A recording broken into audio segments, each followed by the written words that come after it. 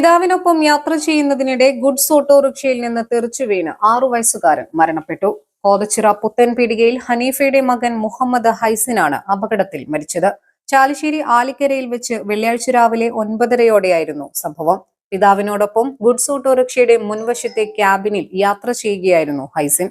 യാത്രക്കിടെ അപ്രതീക്ഷിതമായി വാഹനത്തിന്റെ ഡോറ് തുറന്ന് കുട്ടി റോഡിലേക്ക് വീഴുകയായിരുന്നു.